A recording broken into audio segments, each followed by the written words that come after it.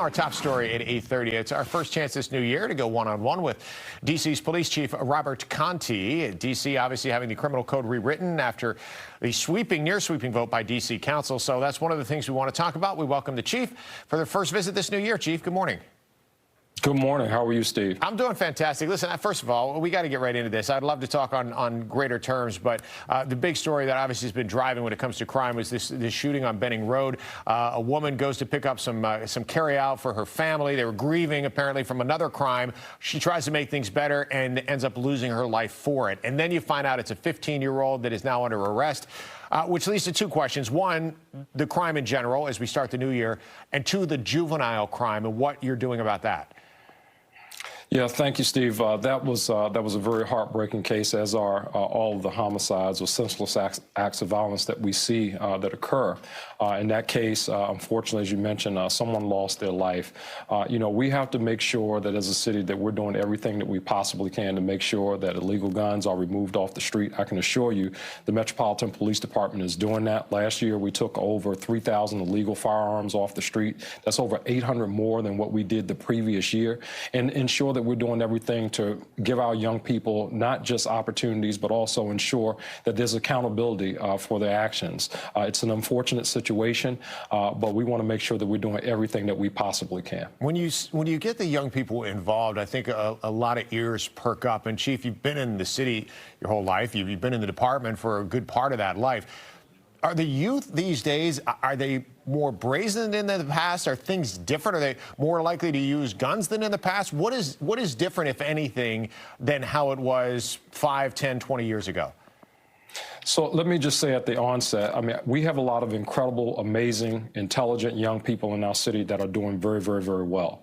But we also have a pocket of young people that are not doing so well. And in that space, when we look at about 1,400 young people that was arrested for crimes in our city, and we really start to peel back the layers, it's access to illegal firearms. It's a combination of things. It's the lack of accountability in certain spaces that we've seen erode over the last several years. And when you have those things in combination with the trauma that is experienced by our young people in communities, time and time again, I mean, those are all things that contribute to the violence that we see that comes from some of our young people. I guess to simplify the question, are young people more apt to pull the trigger these days than in the past, or has that aspect of it not changed?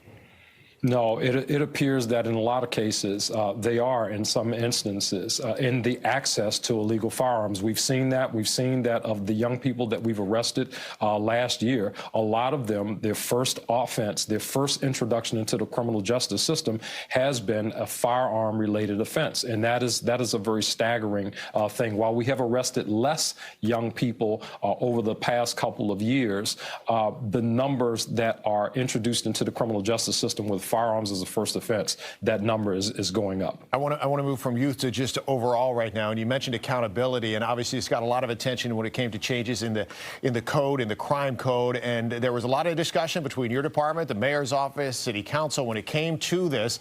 Now that this has been passed and council overrode the mayor's veto, she said that she didn't like the changes, thinking that they weren't strong enough when it came to some of the sentencing guidelines. What is your take on this as it is now, and then what changes would you hope could still be made, may still be made? Do you just deal with it the way it is? What are you thinking as far as from your perspective? Well, obviously, I mean, I support the mayor's position in that, and I have been very public about my objection to several things within the criminal code reform. While there are several things in it that are good, reforms that need to take place, there are also things in there that are not good in terms of the accountability, ensuring that we have accountability when violent crimes happen in our city. Again, the decision has been made. I will continue to lobby those in city council and in communities. I don't believe that all hope is lost, and hopefully over the course of time, people will understand that changes need to be made.